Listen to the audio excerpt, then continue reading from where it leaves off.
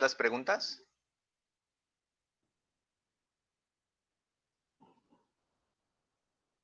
Marcela, ¿me oyes?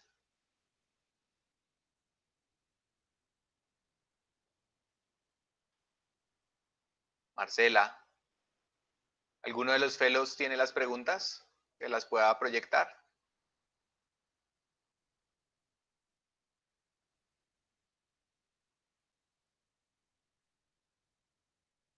¿No me oyen? ¿Me oyen? Sí, señor, lo oímos. Yo no la tengo. Ningún voluntario. No. Marcela, ¿no tiene las preguntas tampoco, no? Sí, ya las estoy buscando, doctor, ya las proyecto. Vale. No sé si mientras tanto alguien quiere hacer algún comentario adicional, alguien que haya faltado. Hoy vino un montonón de gente, pocas opiniones.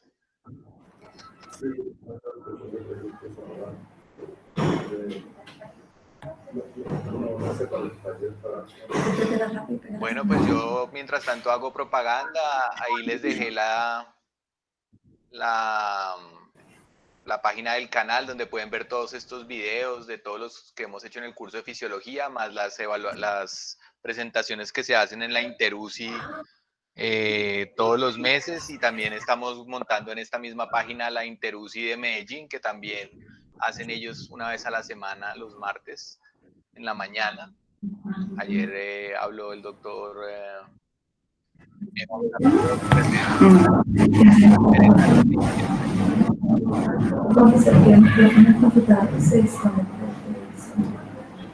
Se me perdió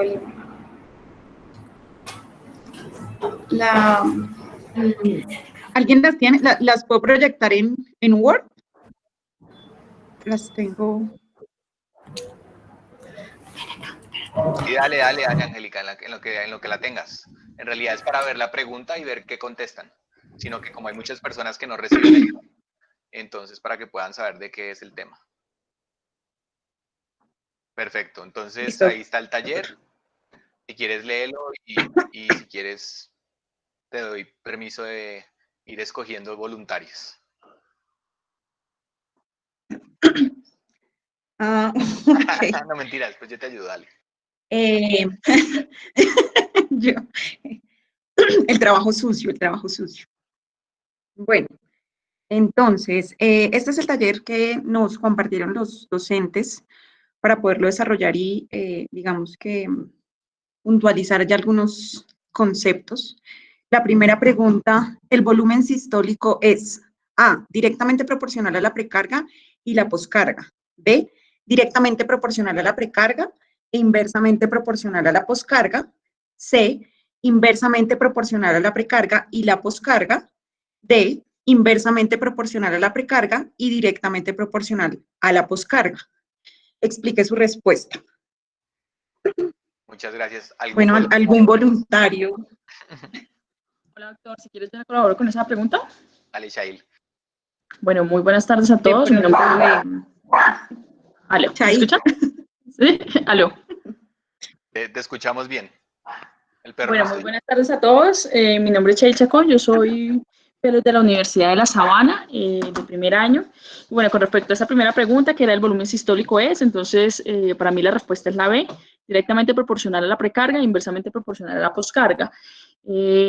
Pues realmente en justificación voy a repetir un poco de lo que Marce nos dijo en la charla, pero realmente pienso que esta es la respuesta porque la precarga es uno de los determinantes principales pues, del gasto cardíaco y digamos que se define como el grado del estiramiento máximo o tensión de las fibras miocárdicas antes del inicio de la contracción ventricular. Y una forma de medirla o que se acepta por consenso viene siendo el volumen diastólico. Como hacer un poquito de énfasis, como esa ley de Frank-Starling que dijo Marce, existe una relación como directa entre la precarga y el volumen sistólico, de tal modo que cuando mayor es la precarga ventricular, mayor es el volumen sistólico. al contrario de lo que tenemos en la poscarga. La poscarga viene siendo esa presión de la pared miocárdica necesaria para vencer la resistencia o la carga de presión que se opone al eyectar la sangre desde el ventrículo durante una sístole.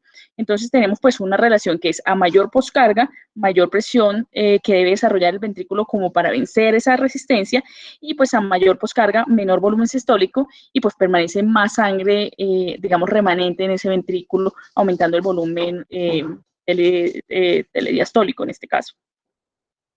Pues esa es la justificación por la cual yo pienso que es la B. Perfecto, Shail. ¿Alguien está en contra, en desacuerdo? ¿Todos están de acuerdo o alguien quiere complementar? No, yo solo quisiera, mi nombre es Juan Sebastián Barajas Romero, soy fellow de primer año de la Universidad Nacional. Solo quisiera complementar, pues no sé, más recalcar, porque pues Marcela también lo indicó en la charla, que en la curva, pues digamos que también vemos que hay una zona precarga dependiente y hay una zona precarga independiente. Y digamos que esto es una pregunta que a diario uno se hace en una unidad de cuidado intensivo, pues porque esta respuesta es la que le va a indicar si el paciente es respondedor o no a cristaloides o a líquidos, o la reanimación de cristaloides ya llegó a un punto en donde ya no nos va a servir. Entonces, solo añadir eso. Perfecto, Juan Sebastián. ¿Alguien quisiera agregar algo más? ¿O cambiar la respuesta?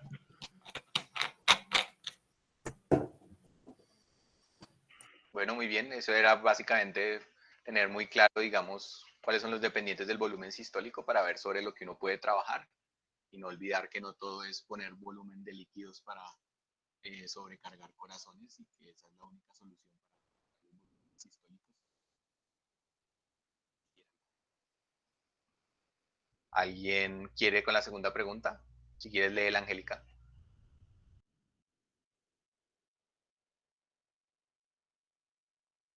Listo, entonces la segunda pregunta. Ay, perdón, se me perdió, un momento.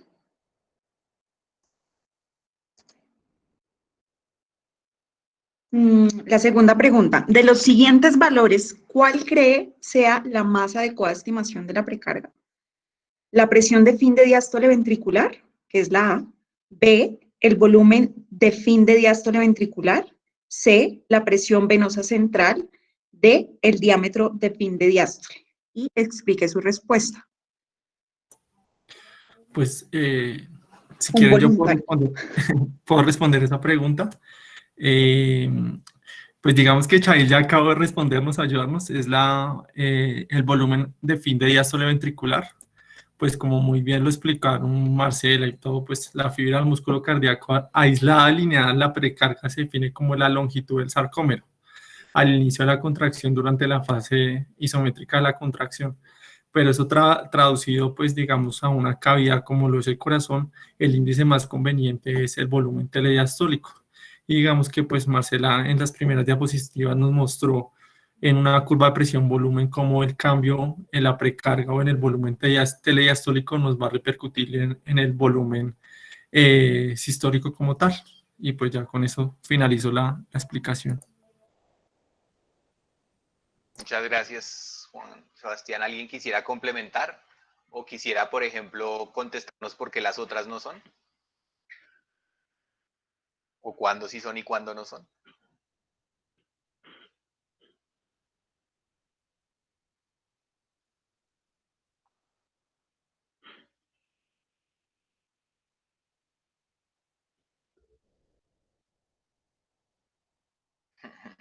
Daniel no quiere, está que se contesta. ¿Alguno de los fellows o residentes de pediatría, si están por ahí también, si quieren?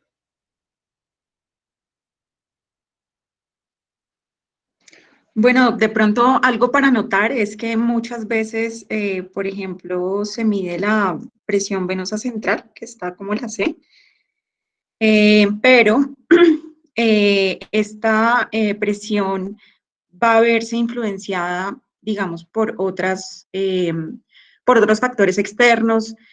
Por ejemplo, se puede ver aumentada en patologías de tipo, digamos, de un shock obstructivo, o no siempre refleja lo que es la precarga.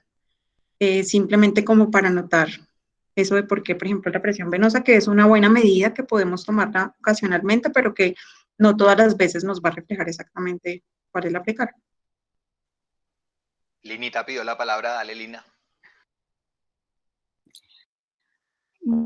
Buenas tardes, mi nombre es Lina Bugallo, soy residente de la Universidad del Bosque. Bueno, yo quería hacer una anotación y de pronto algo de controversia, porque con respecto, pues anotando lo que dice Daniel en el chat, entre las diferencias entre el ventrículo izquierdo y el ventrículo derecho, el volumen, aunque sí puede ser, pues como la expresión más fidedigna del volumen de fin de diástole, hablando de la precarga, tenemos que tener en cuenta que los dos cavidades son diferentes y esto va pues principalmente anotando las diferencias de distensibilidad que vamos a tener entre el ventrículo derecho y el ventrículo izquierdo. Entonces, yo creo que por ese punto la presión también podría ser una respuesta de esa pregunta, sobre todo para la cavidad ventricular izquierda. Lina, muchas gracias. Gracias. ¿Alguien tiene alguna opinión?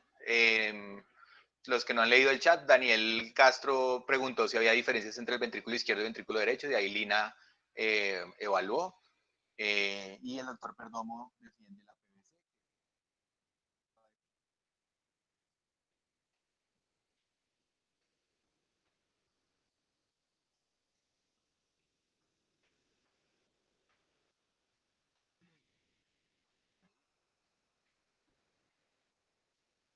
¿Ahí me oyen?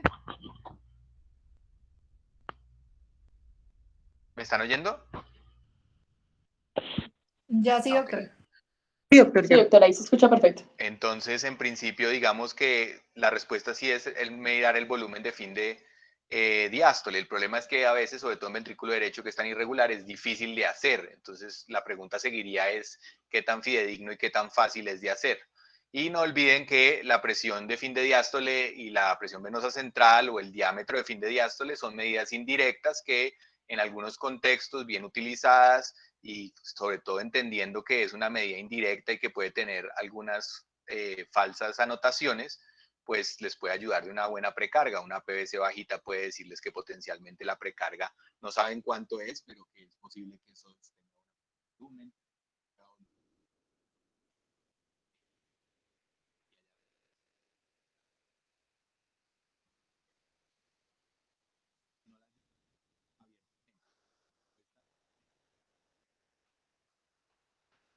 Sigo teniendo problemas de audio. Parece. Doctor, no se escucha. Sí, Ya, algo. ya se Ahí. escucha otra vez. Sí, ya se escucha otra vez. Entonces, en principio, no olviden nunca que la medición de presión es una manera indirecta de medir adecuadas precargas en algunos contextos. Lo que pasa es que requiere mucho más experticia y conocer mucho más de cerca ese corazón individual y mirar cuál es su respuesta, como dice el doctor Perdomo, la forma dinámica de interpretarlo. Pero la respuesta a esa pregunta es exactamente como ustedes la contestaron. Lo mejor que uno pudiera medir es el volumen. La pregunta es que uno pueda medir ese volumen. El ventrículo derecho tiene algunas dificultades técnicas. Bueno, sigamos a la siguiente pregunta. Si quieres, Angélica, ¿me ayudas? Que el micrófono me está fallando. Sí, doctor. Entonces, la siguiente pregunta, ya, la tercera. Se define mejor la poscarga como A, la presión intraventricular suficiente para abrir la válvula aórtica, permitiendo la eyección del contenido ventricular. B, la carga contra la que el ventrículo se contrae. C, el estrés de pared ventricular durante la eyección ventricular. O D, la presión arterial media.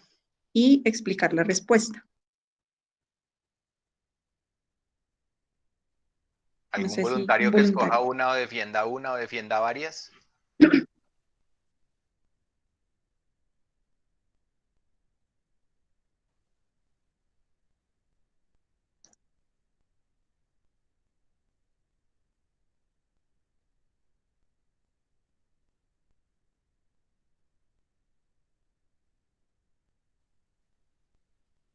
¿Daniel está hablando de PVC en poscarga o se le quedó de la anterior? No está parando bolas. ¿Algún voluntario? Orlando, que no le hemos oído la voz. Aló, profe, buenas. ¿Me Sí, de escucha? fondo como lejos, pero sí. Así, vamos por la tercera. La tercera, se define mejor la postcarta como yo coloqué la respuesta, la respuesta que puse fue la A, que es la presión intraventricular suficiente para abrir la válvula aórtica permitiendo la eyección del contenido ventricular. Ya que cuando nosotros hablamos de poscarga también hablamos como una fuerza y a la que es que el problema cuando encontré la respuesta es que se parece mucho a la opción, pero en sí explican eso de que como la poscarga es una fuerza contra, o sea que va a ser una resistencia, pues entonces se debería medir como en un sistema, en un modelo relacionado directamente con la resistencia con la presión. En las opciones que hay, esta es la que más se aproxima a eso. Y entonces lo que va a hacer el ventrículo es contraer, es lo que va, o sea, sí, la carga la fuerza contra, que hablamos que es la resistencia, en la que el ventrículo tiene que contraerse para expulsar la sangre. Esta es la mejor manera de explicar el acortamiento de los sarcómeros que ocurre en la postcarga.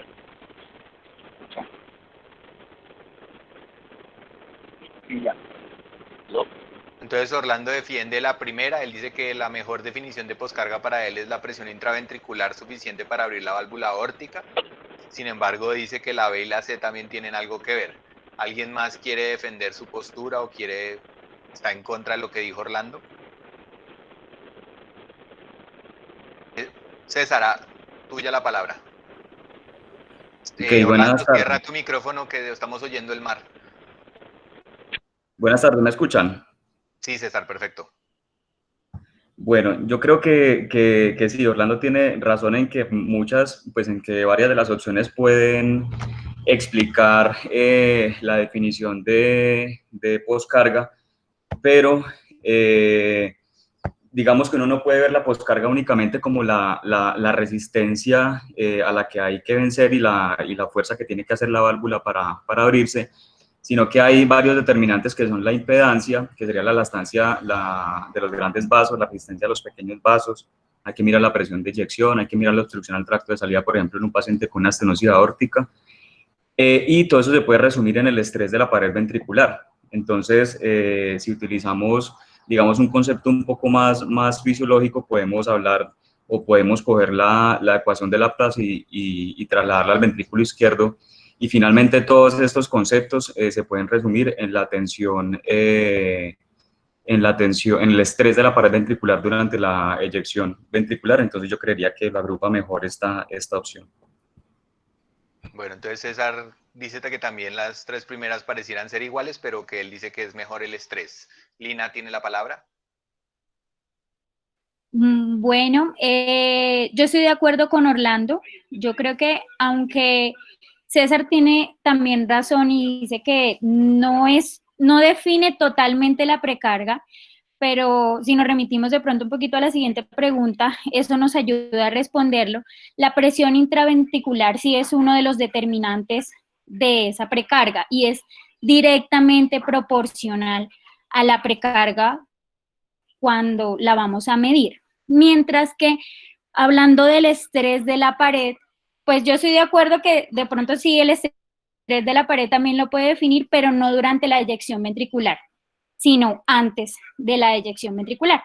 Cuando ya el ventrículo eyecta, pues ya no podríamos decir que el estrés de la pared ventricular correspondería a la poscarga. Gracias.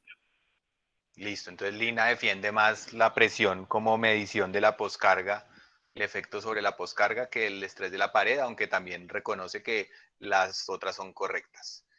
Juan Sebastián, ¿quiere otra opinión? Pues yo considero que la más, o sea, aunque pues todas tienen cierta, digamos que tienen conceptos que pueden ser adecuados, pues la que más engloba todo es el estrés, porque el estrés, como ya lo vamos a ver, pues de pronto la siguiente pregunta, siguiente pregunta, pues según la ecuación de Laplace, el estrés engloba varias consideraciones que se tienen que tener en cuenta para la poscarga. Y una de las cosas que pues digamos que describe Laplace en su teoría y en su ecuación nos muestra que no solo nos podemos remitir a esa tensión arterial como la fuerza que tiene que vencer el ventrículo, sino que, por ejemplo, a veces, por ejemplo, ventrículos dilatados sin una tensión alta pueden presentar una poscarga elevada en sí intrínsecamente por la misma dilatación. Entonces, para mí el estrés engloba todas las variables importantes en una poscarga, entonces, pues por eso pensaría que sería la más adecuada. Listo, entonces vamos como miti-miti. Dos querían que la presión y dos defienden más el estrés de la pared. ¿Alguien que desempate?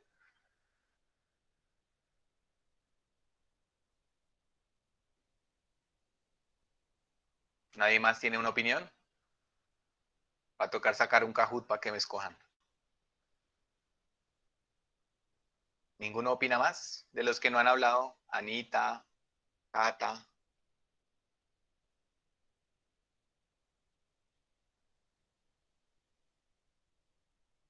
¿Están oyendo? ¿Estoy hablando solo? No, doctor, lo estamos escuchando. Me están ignorando. Bueno, pues en principio básicamente tienen más o menos correcto todos. Digamos que en principio realmente la forma apropiada de medir la poscarga es el estrés de la pared ventricular, porque puede, digamos, más factores. Sin embargo, en la vida real, pues medir la pared ventricular es... Doctor, otra vez se fue el audio.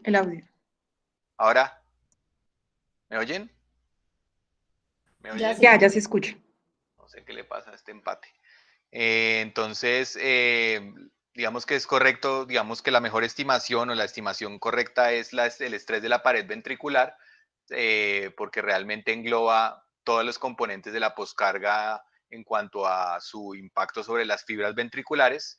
Sin embargo, en la vida real, digamos, es bastante difícil medir el estrés de la pared ventricular. Entonces, eso ha hecho que de forma indirecta, digamos, tratemos de buscar otras formas de medir esa poscarga. Clásicamente la mayoría de la gente lo reduce simplemente a la resistencia. Estas aproximaciones un poco pensando más bien en la presión que ejerce el ventrículo a salir es una buena estimación en la medida que incluye además de la resistencia las distensibilidades, como ustedes dijeron, del sistema respiratorio, si hay problemas con la válvula. Entonces es una muy buena aproximación, digamos, es una aproximación intermedia y que en la vida real pues parece clínicamente evidente. Dale Lina y luego Juan Camilo. Sí, doctor, pues yo más que aportar algo tenía una pregunta, porque a mí me parece que el momento en el que medimos la precarga es importante. Y yo creo que partiendo principalmente del punto si la válvula aórtica está abierta o no está abierta. Entonces, si lo medimos durante la eyección, la válvula ya va a estar abierta. Entonces, pues todas los otros componentes o muchos componentes de la poscarga, perdón, se van a perder en ese momento. Por eso pensaba que de pronto esa no era la mejor respuesta. O sea, tú complementarías la cepa que te quedara perfecta el estrés de la pared ventricular durante el inicio de la eyección ventricular o antes del inicio de la eyección ventricular. Antes de la eyección, o sea, es muy difícil y de pronto es un poco caprichoso, pero yo sí creo que sería justamente antes de la eyección ventricular. Exactamente O en el ese punto donde se abre la válvula aórtica. Porque si yo mido la precarga durante la eyección ventricular, pues yo pienso que esa en realidad no es la precarga. La poscarga, perdón. Ay, ya se me cruzaron los cables. La poscarga. Juan Camilo. Sí, entonces yo creo que el momento sí es importante. Bueno, quería hacer un comentario en eso de la discusión con la poscarga, que muchas veces y por reduccionismo de facilidad de medición nos centramos solo como en pensar en la presión aórtica y demás, en la fuerza que se tiene que hacer para vencer eso. Se nos olvida que la misma precarga como tal nos termina limitando la poscarga, porque hace parte del componente de la poscarga. Mover el volumen de sangre que entró como precarga, la inercia que eso implica, hace parte también de todo ese estrés que tiene que vencer ese ventrículo, y por eso se dice muchas veces que la precarga termina limitando la poscarga y es un determinante muy importante. Por eso no solo con precarga podemos resolver todos los problemas, porque vamos a esa inercia que hay que mover, no la podemos vencer infinitamente en ese ventrículo. Perfecto. Profe Perdomo, le tocó salir al ruedo para que nos termine de solucionar.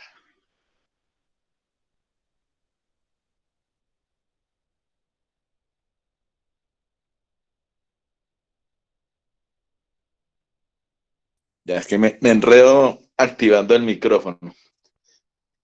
Sí, el concepto de poscarga, pues, parte de la fisiología.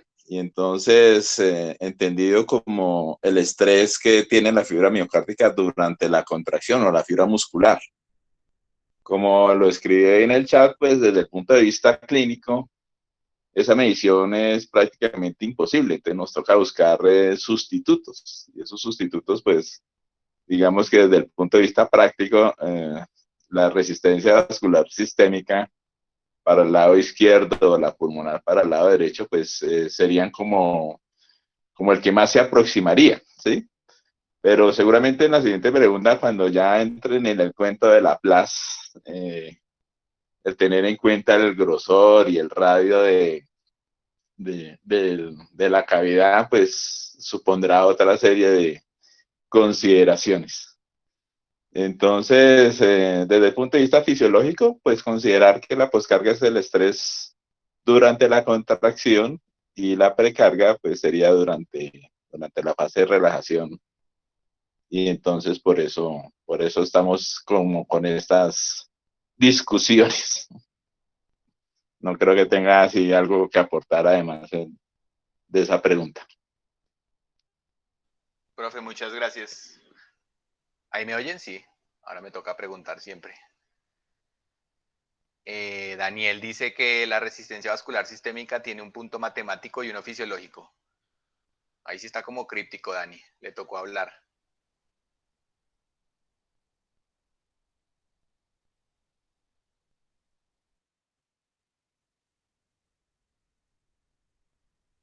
Ánimo, Dani. Cuéntenos qué quería decir porque no le entiendo. ¿Me oyen? Sí, perfecto. Ahí se le oye perfecto. Bueno, buenas tardes a todos. El tema está bastante interesante. Yo creo que el punto físico, que es muy difícil de medir, igual que el punto matemático, pues es ese punto exacto donde termina la contracción isovolumétrica, y las dos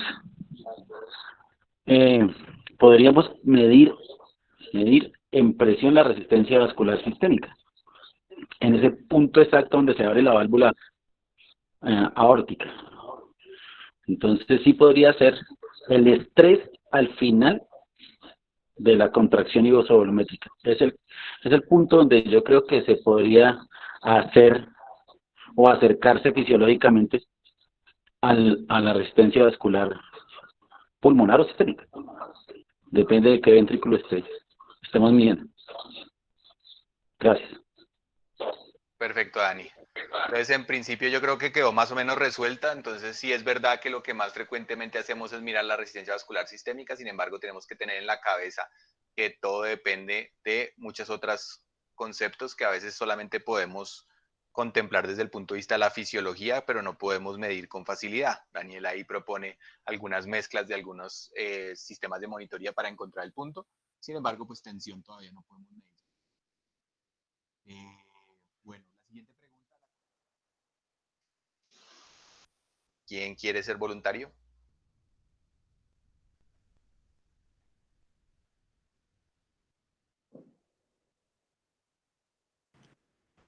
De la Sí, cuarta dale, pregunta, Juanita. doctor. Bueno, entonces, de acuerdo con la ecuación de Laplace, la poscarga es A directamente proporcional a la presión intraventricular y el radio ventricular. B inversamente proporcional a la presión intraventricular y el radio ventricular. C inversamente proporcional a la presión intraventricular y el espesor de la pared ventricular. D directamente proporcional al radio ventricular y el espesor de la pared.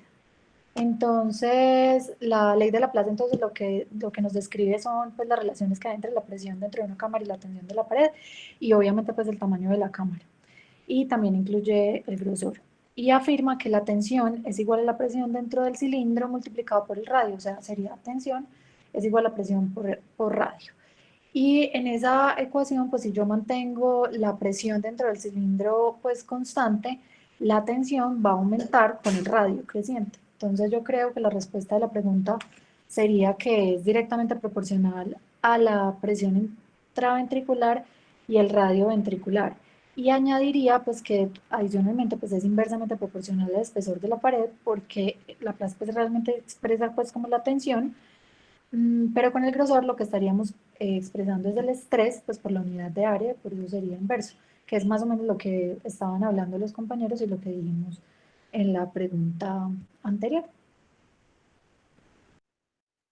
Perfecto, Juanita. Muchas gracias. ¿Alguien quiere aportar más a esa pregunta?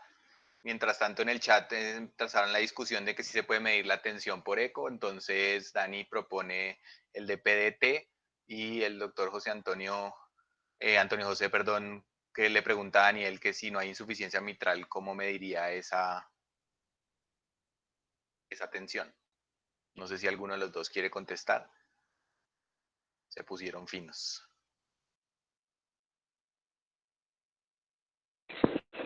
Sí, bueno, ¿cómo están? La verdad es que esa variable que dice el doctor es todo lo que tenemos insuficiencia mitral. Y algunas veces muchos pacientes podemos no tener insuficiencia mitral, así que no es un patrón para suponerlo en todos los pacientes que podemos hacer esa medición de la postcarga. Obviamente ese valor sí depende de la postcarga del paciente, pero muchas veces tenemos una insuficiencia mitral para tener esa medida exacta. Y aunque a veces la podemos tener, eso va a variar entre equipo y equipo de ecocardiograma en cómo lo podamos llegar a medir. Entonces no es algo muy estandarizado donde hay unos grupos, por eso es que no le da mucho valor al DPDT, la medición de postcarga. Gracias. Muchas gracias, doctor Arias. Daniel, si nos cuenta un poco de qué se trata su medida de PDT y de qué depende y cómo se mide.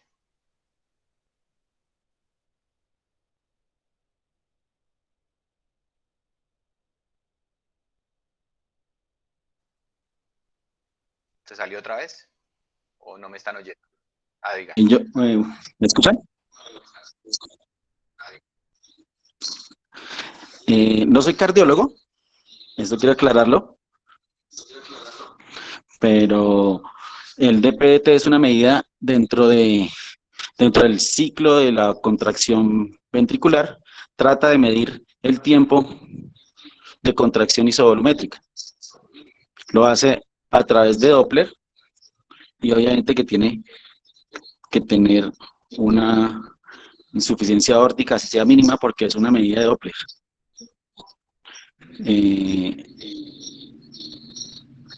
Muchas gracias, Dani. Entonces es una forma de acercarnos a lo que estamos discutiendo. De todas maneras, eso es más fino y es hecho por cardiólogos, no todos lo hacen, pero pues uno lo lee como una de las medidas de contractibilidad. Perfecto, muchas gracias, Dani. ¿Alguien más quiere opinar algo sobre lo de la ecuación de Laplace? ¿O están de acuerdo con la respuesta de Juanita?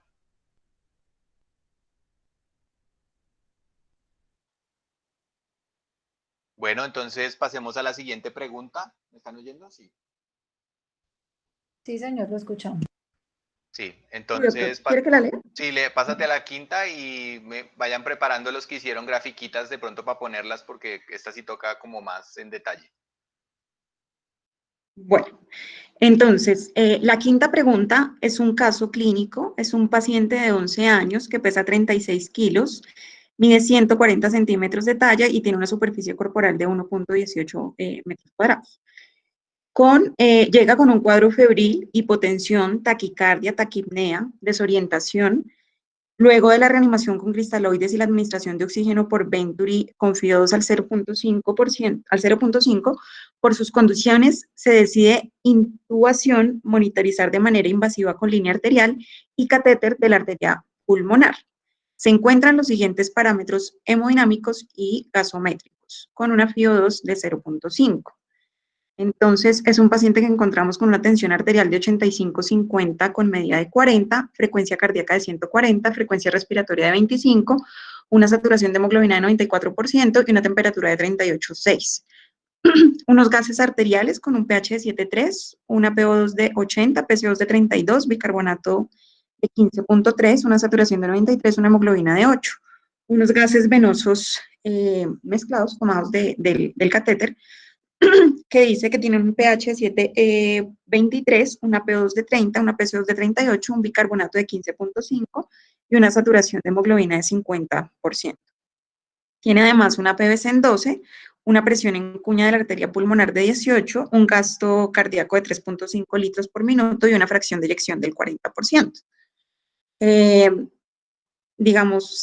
La idea de este ejercicio era construir la curva presión-volumen con dichos datos o con los datos del paciente. ¿Tú misma? Sí, doctor. Vale. Bueno, yo misma. Doc, momento, muestro la gráfica, entonces presento. Espera un segundito.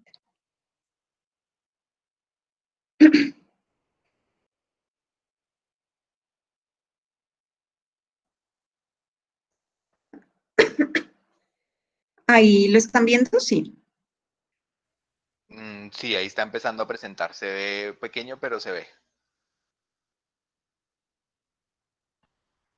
Bueno, pues esta fue la curva que yo dibujé, bueno, teniendo en cuenta los datos que nos planteaban en el ejercicio, dibujé la curva de presión-volumen, como bien lo explicó Marcela,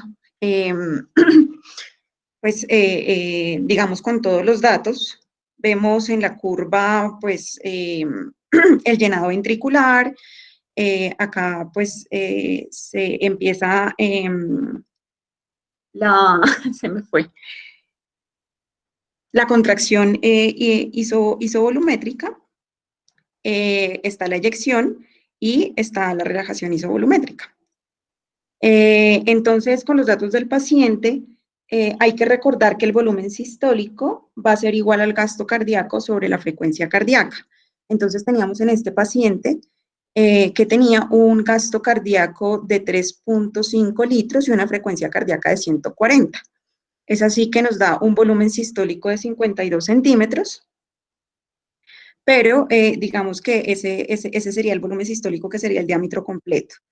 Para hallarlo, o para hallar los dos puntos o los dos extremos, tendríamos que calcularlo. Dice que este paciente tiene una fracción de eyección del 40%, por lo tanto, ese volumen sistólico o ese volumen que se eyecta sería el 40% del volumen telediastólico. Así que el 40%, pues con una regla de 3, nos da un 62,5 centímetros, que serían los que graficamos. En la primera parte está la gráfica azul, y entonces lo tenemos al final, el telediastólico. Y para calcular el volumen de fin de sístole, tendríamos que restar pues del volumen telediastólico el volumen sistólico, que es el eyectado, y por lo tanto obtendríamos ese volumen telesistólico. Ese volumen telesistólico nos dio 37,5. Así que sería esta gráfica. Entonces, dice que tenía una presión en cuña de 18, que digamos que lo trazamos acá en la presión, de tal forma que sería el momento en que hay el cierre de la válvula mitral. Y de esta forma podemos construir la gráfica adicionalmente, manejando o poniendo la tensión arterial. Este paciente tenía una tensión arterial de 85-50. Entonces, grafiqué acá la tensión sistólica y la tensión diastólica. Entonces, en esta tensión diastólica sería donde empieza la eyección y la tensión sistólica, pues hasta donde continúa o termina la eyección. Y de esta manera, pues está la gráfica de la curva de presión-volumen de la primera parte de reanimación de nuestro paciente, con un volumen sistólico total de 25. Dice el ejercicio que posterior a la reanimación, Espérate un momentico, Angélica, preguntemos si te quedaron claras esta primera construcción. ¿Alguien no pudo hacer la curva?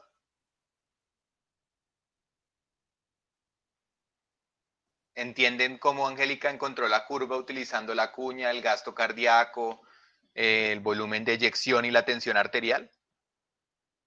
¿Podrían construir a partir de este momento cualquier curva de presión-volumen de cualquier paciente que tuviera esa información?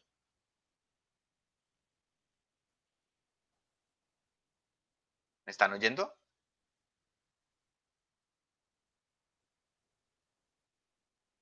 Este silencio me preocupa. Sí, señor, lo estamos escuchando. ¿Sí entendiste, Juanita, cómo se creó o lo volvemos a hacer más despacio? No, yo sí entendí cómo se creó, doctor. Me dio, pues yo de la gráfica tengo, pues tuve mucha dificultad con encontrar el punto F de la curva, pero creo que logré resolver la duda. Y Hernán Darío Herrera Salazar está pidiendo la palabra. Hernán la salvó. Dale, Hernán. Hola, ¿me escuchan? Sí, te oye perfecto. Listo. ¿Puedo proyectar mi imagen? Sí, claro. Desproyecta a Angélica. Ya voy.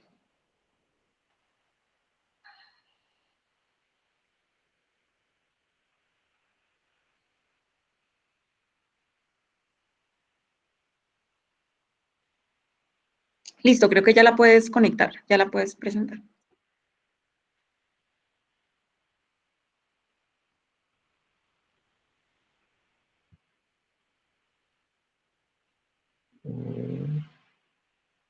Ahí está entrando, Hernán. Listo. Dale. Ya estás. ¿Están viendo? Estamos viendo el Chrome, el Meet. Ahora sí vemos el dibujo, como el de Orlando. Listo. Ok. Entonces, dinos qué como hiciste bien lo dijo diferente. Angélica, no, la construcción es similar. La duda de nosotros siempre para construir, ya como bien lo dijo Angélica, utilizamos la fórmula de gasto cardíaco y la fórmula de fracción de eyección para calcular los otros volúmenes. Este es el primera parte del taller. No sé si están viendo mi señalador. Sí, perfecto. Entonces, como bien dijo ella, el volumen calculado, pues el volumen sistólico, bien explicado. Nuestro problema cuando estábamos construyendo era cuál es esa presión que se encuentra al final de la sístole. Porque no podemos tomarlo específicamente como que solamente sea la tensión arterial sistólica. Hay una aproximación para tener esa presión, porque esa presión tiene que ir cayendo a medida que tenemos toda la eyección pues, de ese volumen a través de la aorta. Esa presión aproximadamente se ha estimado que es 0.9 por la tensión arterial sistólica, que esto nos da un punto más preciso como para completar toda la gráfica donde ya comenzaría la relajación isovolumétrica. Entonces lo que nosotros hicimos fue esas presiones, la presión de final de diástole que la podríamos en un contexto de un paciente sano sin compromiso valvular llevar a la presión en cuña, pues nos podría dar los puntos, y la PVC tomándolo groseramente, o sea, sin hacer una aproximación clara desde la fisiología, como un punto de inicio de esa diástole como tal, de ese llenado ventricular. Con esos puntos y ya teniendo la gráfica estimada, pues podríamos, en este caso, estimar la contractilidad. Cuando veamos el siguiente parte del caso, podemos ver los cambios que ocurrirían haciendo una estimación de ese volumen cero de inicio, con una aproximación de 2 puntos, que nos puede dar una línea que son los que al final tenemos en el volumen final diastólico, pues la presión final de la diástole, y el inicio como tal de la diástole. No sé si quedó claro, pues, como la construcción. Bueno, yo creo que quedó muy claro, Hernán. Muchas gracias. En principio, Hernán lo que les recuerda es que la caída no es exactamente sobre la tensión sistólica, sino un poco por debajo. Juan Sebastián pidió la palabra. No, pues yo, digamos que hice un poco una aproximación más grosera a ese punto del arco. Lo que uno encuentra en la gráfica de, digamos, de la presión aórtica y todo, es que la válvula aórtica se cierra un poco sobre encima de la presión arterial media. Entonces yo la ubiqué casi que en ese punto, el punto que él hizo ese cálculo con pues esa aproximación matemática que yo creo que es más precisa, pero pues yo lo hice, fue, o sea, la construcción de ese punto fue con la presión arterial media. Perfecto. Entonces, otra aproximación, tú dijiste tiene que ser por encima de la presión media, que ya para ese momento tiene que estar cerrada la aorta, pero no es exactamente en la presión máxima, porque tiene que haber un arco de caída. Hernán Exactamente. propuso una fórmula basada en una ecuación que él encontró. ¿Alguien tiene alguna otra opinión?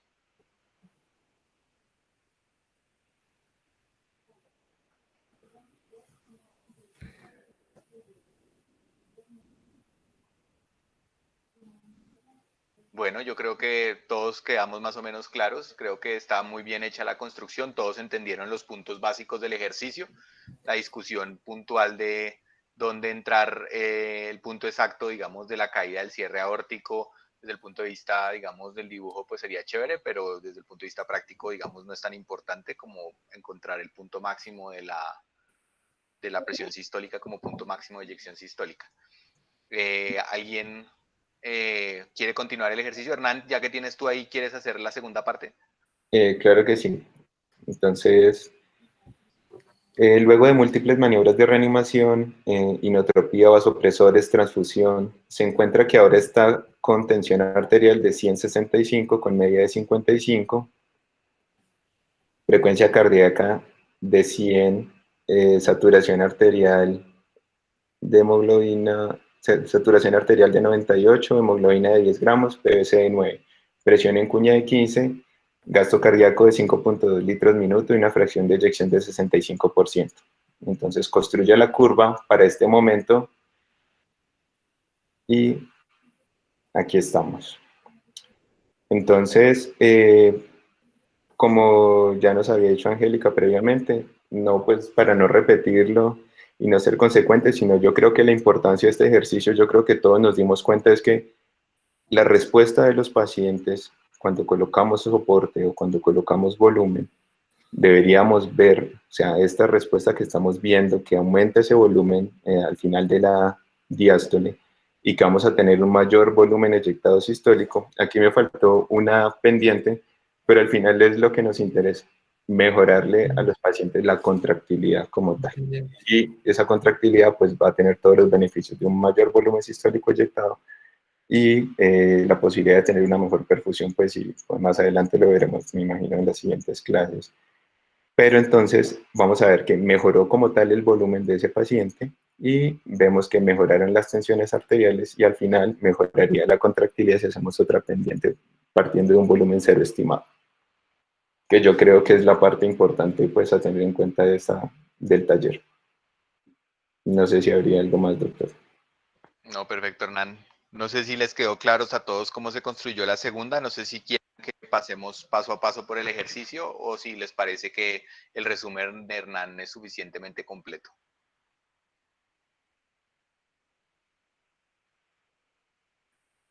Yo creo que Lina tenía ahí las fórmulas pues para explicar de dónde salen los valores, pero yo creo que cuando todos la hicimos, yo creo que nos tocó sacarnos Sí, de acuerdo. bastante tiempo. Es más si hubo alguien que tuviera alguna dificultad o que no haya podido desarrollar la curva o le salió la curva diferente. Digamos que en el fondo lo que quiero verificar con este ejercicio y la razón de mandárselos en el taller es que ustedes mismos puedan construir con información clínica, o no siempre tan completa como esta, pero a veces asumiendo algunas cosas, pudiera uno intentar hacer curvas como proponía cuando se tienen este tipo de datos.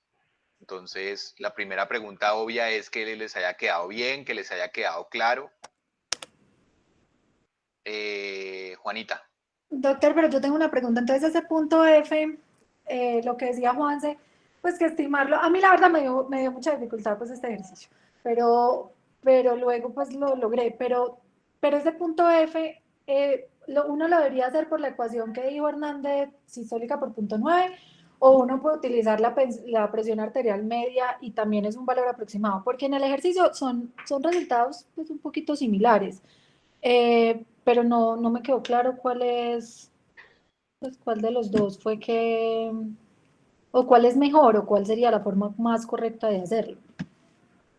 ¿Sí me entendí? La respuesta sencilla a eso, Juanita, es que en principio ninguna de las dos es exacta, digamos, como no tienes la medición exacta del punto de cierre aórtico, lo que estás haciendo es tratando de aproximarte. Y son dos versiones de la aproximación. Unos están diciendo simplemente tiene que estar por encima de la tensión media para que tenga sentido, y los otros están diciendo es más o menos punto 9 de la sistólica. Pero ambas están diciendo más o menos lo mismo, que el punto entre los dos no es exacto, es impreciso, y probablemente no es tan importante ni tan relevante, digamos, tener el dato exacto, sino ver cómo varía lo que les va a mostrar ahorita Hernán, que pidió el doctor Perdomo que hicieran. Le voy a dar primero la palabra a Lina y luego a César.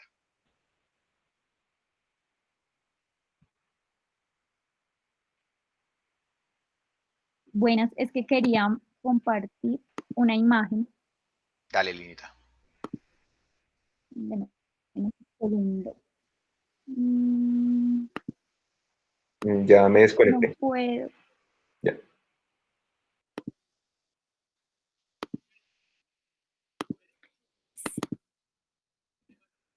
Ahí pueden ver lo que estoy proyectando. Sí, ahí está apareciendo. Bueno, yo quería, como hemos hablado tanto de la poscarga, yo adicioné estos conceptos en el taller y quería compartirlos, pues para complementar. Este es el concepto, o voy a hablar un poco del concepto de acople ventricular arterial, y pues que va a ser la relación entre la elastancia arterial y la elastancia ventricular. Entonces, la elastancia arterial, que va a ser esta pendiente que tenemos acá, ¿sí?, se va a calcular a partir de la relación entre la presión sistólica o de fin de sístole y el volumen de fin y el volumen de fin de sístole. ¿Sí? Y la relación, vamos a relacionarla con la elastancia ventricular o la elastancia de fin de sístole, que va a estimar la relación entre la presión de fin de sístole y el volumen de fin de sístole. ¿Sí? Esta relación me va a hablar a mí del acople ventricular arterial, y este va a ser óptimo o se produce cuando existe una transferencia máxima de energía potencial de una cámara elástica, en este caso del ventrículo, a otra que va a ser el sistema arterial, ya sea o pulmonar o aórtico. Y esto ocurre cuando ambas son iguales o muy parecidas. Entonces se hace una estimación de la relación entre la elastancia ventricular y la elastancia arterial, y esa va a ser normal o más adecuada, digamos, si se acerca a 1 o 1.5, es decir, el gasto energético ventricular va a ser mucho menor. Entonces, de esta forma, porque a veces es difícil llevar esos conceptos fisiológicos a la clínica o a la aplicación que nosotros hacemos todos los días, y creo que esta es una forma importante de hacerlo. Estos cálculos se han hecho mucho más para pacientes con hipertensión pulmonar, y se han hecho estudios en pacientes para manejo de hipertensión pulmonar crónica, pero pues yo creo que igual también se pueden aplicar a ambos sistemas, tanto pulmonar o sistémico. Eso quería adicionar. Perfecto, Linita. Ahí solucionaste parcialmente la pregunta que hizo el doctor Perdomo. César. Sí, no, era casi lo mismo que está diciendo Lina, sino que quería como llamar un poco la importancia de encontrar ese punto F, que es la presión al fin de la sístole, que es la ecuación que Hernán nos decía que era 0.9 por la presión arterial sistólica en ausencia de una estenosis aórtica. Y es porque a partir de ese punto de la presión ventricular de fin de sístole, yo puedo tomar las dos pendientes, como lo mostró ahorita Lina. Una pendiente que es uniendo ese punto con el volumen al final de diástole, que sería una pendiente que va como hacia la izquierda, por decirlo así, y eso es lo que nos da la elastancia arterial efectiva, y eso es lo que nos daría lo que podemos interpretar como la poscarga. cuando está más acostada o más vertical. Y la otra pendiente, que sería la pendiente que se traza entre la presión al final de sístole, que es ese mismo punto que tenemos como el punto F, y algo que llaman volumen cero, sería la elastancia de fin de sístole, que es lo que nos va a dar la pendiente para interpretar la contractilidad. Lo único que me quedó con eso duda, y siempre lo hablaban de que lo metían en un algoritmo, era ese volumen cero, que lo definían como el volumen ventricular a una presión ventricular de cero, pero esa pendiente, cuando uno ve todas las gráficas, ese punto, ese V0, nunca cruza exactamente por el cero de las X y de las Y. Era eso. Muchas gracias, César.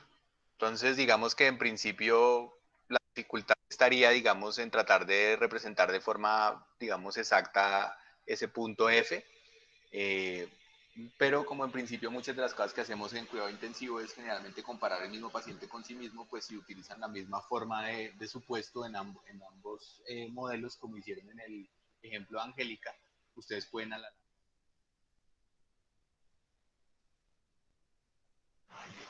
Doctor, momento, no se le Doctor, no se escucha. escucha. ¿Ya? ¿Ahora sí? ¿Ahí? La última parte, Sí, doctor. señor, ya. Que en principio, digamos, no importa dónde pongan el punto, cuál técnica usen para buscar el punto F, desde que siempre pongan lo mismo. En principio, usualmente lo que hacemos es mirar tendencias. Entonces, en principio, lo que vamos a ver es la respuesta del paciente consigo mismo después del tratamiento. Entonces, lo que buscamos es, donde sea que han puesto el punto F, hacen la pendiente de la medición elástica arterial, que es la azul que vieron en la foto de Lina, y la que hacemos la poscarga clásica ventricular, que era la pregunta del doctor Perdomo, que es la línea roja. Usualmente el cero, pues nosotros que somos bestias lo ponemos en el cero, pero tiene razón David, César, que en algunos escenarios ponen el cero con otro punto y hablan de ecuaciones complejas. Y lo que buscamos es que esa relación entre esas dos pendientes haya mejorado con el fenómeno que generamos inotrópico vasoactivo, además de haber visto lo evidente que ustedes lo vieron en la ecuación de Angélica, que es mejorar el volumen sistólico y mejorar la contractilidad. Ya digamos el uso de la elastancia aórtica y arterial y aórtica o ventricular, pues básicamente es un ejercicio más para fenómenos crónicos cuando están ajustando medicaciones, que era lo que proponía o lo que les comentó el doctor Arias. Pero lo importante es que las puedan aprender a hacer y entiendan de dónde, cómo se miden, y que en principio lo que hagan, donde pongan el punto F, hagan la misma técnica para las dos y miren si hubo variación de esa pendiente aórtica y pues si quieren hacer la arterial también. ¿Más o menos queda claro? ¿O tienen alguna otra pregunta? Entonces, a la larga no importa mucho cuál técnica de punto F utilicen desde que usen la misma. Ninguna de las dos es precisa, ambas son a supuestos.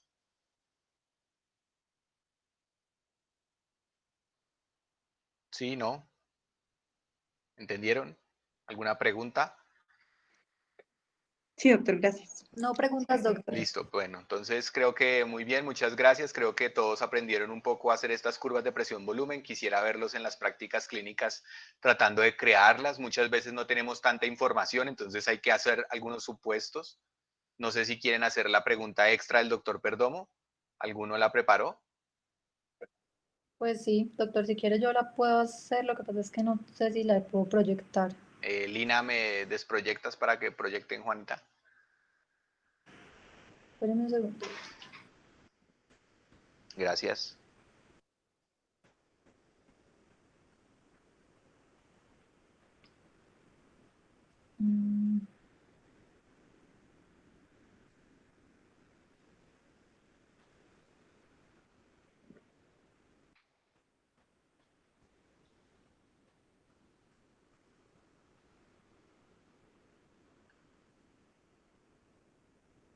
¿Ya están viendo la pantalla? Sí. Entonces, bueno, en esa pregunta, lo que había que encontrar primero era el VO2, y para hacer el VO2 necesitábamos el contenido arterial de O2 y el contenido venoso de O2, y acá arriba están pues como las fórmulas y los datos pues que utilizamos, ¿cierto? Y con ese VO2 podíamos resolver, perdón, con esos datos del contenido arterial y el contenido venoso, ya podíamos encontrar el VO2 y la pregunta partía pues de la premisa de tener un VO2 constante con esos parámetros nuevos, ¿cómo lo podíamos hacer? Entonces, lo que usé fue la fórmula como amplia pues de VO2, que es gasto por hemoglobina por saturación arterial menos venosa por 1.34, y lo que traté de hacer fue despejar la fórmula. Esto pues al final, este 98 al final pues lo cambié al hecho de que pues es la FIO2, entonces es .98, y encontré que me pues que me daba una saturación del 74%, despejando pues como la fórmula, ¿ya? No sé si alguien lo haya hecho diferente, así lo hice. ¿Alguien hizo de alguna otra manera o cree que hay una forma más rápida de hacerla o más compleja? ¿O es correcta la procesación de Juanita? Juan Sebastián la hizo igual y le dio también 74. Hernán. Solamente hay varias fórmulas para llegar al mismo valor. Hay una fórmula que es ya la de Pinsky, que es resumida básicamente, en la cual ya teniendo los valores preestablecidos, lo único que nos pide es tener la saturación arterial, pues obviamente el gasto cardíaco y el consumo, y una constante sobre la hemoglobina, 1 sobre una constante por la hemoglobina. Ya, básicamente. Llegamos al mismo valor. O sea, si hacemos reemplazos en la fórmula original o en la fórmula resumida, pues llegamos al mismo valor. ¿Alguien opina algo? Profe Perdomo, ¿quiere cerrar? No, pues muchas gracias a todos porque vi el entusiasmo en este ejercicio. Siento que la mayoría entendió y con la práctica esperamos que entiendan cómo es el efecto de los 3 componentes y eso que no metimos la parte de relajación ventricular en lo que conduce al gasto cardíaco. Para mí es importante señalar que tengan en cuenta la postcarga. Yo creo que ancestralmente ese afán de llevar los pacientes a tensiones arteriales normales o incluso altas, ya cuando ustedes ven esta curva de presión-volumen, entonces entenderán por qué para un corazoncito sano y mucho más en dificultades, de tratar de normalizar o subir la tensión arterial no siempre es lo más conveniente y que debemos transarnos por postcargas que sean los más favorables para que el gasto cardíaco, el volumen inyectivo sean lo más eficientes para ese paciente. Tener en cuenta siempre las presiones de perfusión, porque pues para los diferentes órganos, las diferentes cavidades, tendremos que ir cambiando los conceptos, no es simplemente un valor estricto.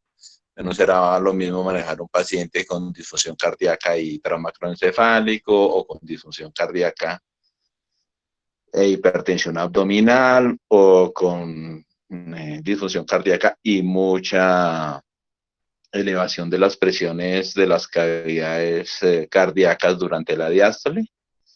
Entonces, ver que este ejercicio les está generando herramientas para una mejor aproximación a los pacientes, pues nos deja, yo creo que muy satisfechos. Creo que los demás profesores también deben haber visto el esfuerzo de ustedes y ojalá pues esto les sirva para la práctica diaria y que también sean difusores de esta curva que yo creo que tal vez por la edad, yo no sé si cuando me tocó a mí estudiar medicina esto no se había descubierto, pero creo que es bien importante y cuando la entiendan bien, entonces muchas cosas van a ser mucho más entendibles y seguramente les van a generar herramientas para ayudar a sus pacientes. Profe, muchas gracias a todos por asistir. Voy a terminar la grabación, queda en el